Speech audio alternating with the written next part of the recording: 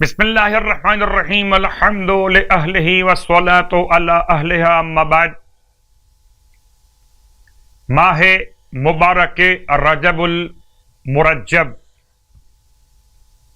جس کی عظمت، جس کی اہمیت روایات کی روشنی میں اس طرح بیان کی گئی کہ زمانہ جاہلیت میں بھی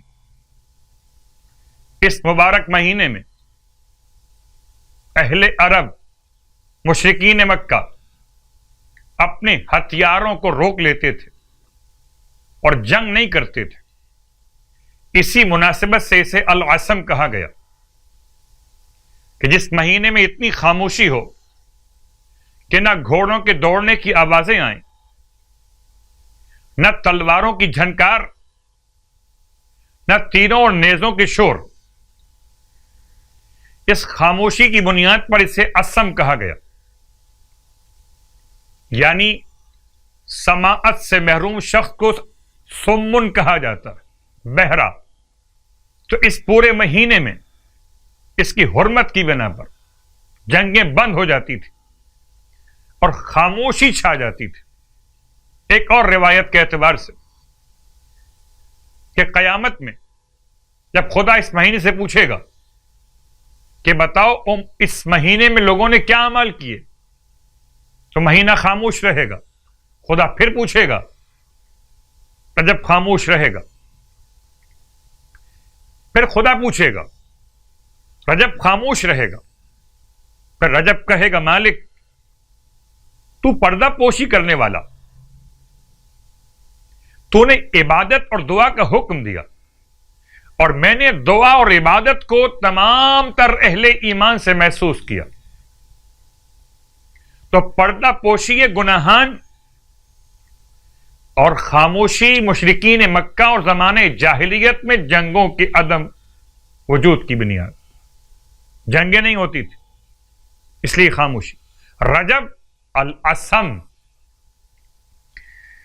اس میں عبادات مسلسل، چوتھی رات کی نماز، نیت شب چہاروں ماہ رجب، نماز 100 رکعت ہے، 2 رکعت کر کے نماز پڑھی جائے گی۔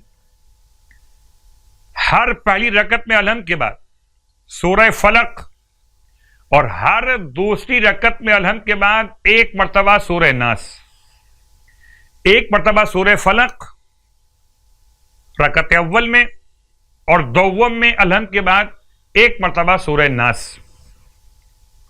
اللہ کے حبیب ارشاد فرماتے ہیں کہ اگر کوئی اس نماز کو پڑھتا ہے تو آسمان سے ایک فرشتہ نازل ہوتا ہے جو قیامت تک اس کا ثواب لکھتا ہے۔ بروز قیامت اس کا چہرہ 14ویں کے چاند کی مانند چمکے گا، نامہ اعمال اس کے داہنے ہاتھ میں دیا جائے گا، اس کا حساب آسان ترین ہوگا۔ یہ تو تھا نماز کا ثواب، روزے کا ثواب۔ اللہ کے حبیب ارشاد فرماتے کہ جو شخص ماہ رجب میں 4 دن روزے رکھے گا اسے جنون، جزام، برس، فتنہ دجال اور عذاب قبر میں گرفتار کیے جانے جیسی تمام بلاؤں سے خدا چھٹکارا عطا فرما دے گا اور اسے توبہ کر کے لوٹنے والے عقلاء کا اجر و ثواب بھی ملے گا، اور اسے دائیں ہاتھ میں اعمال نامہ دے کر عابدین کی پہلی صف میں کھڑا کیا جائے گا۔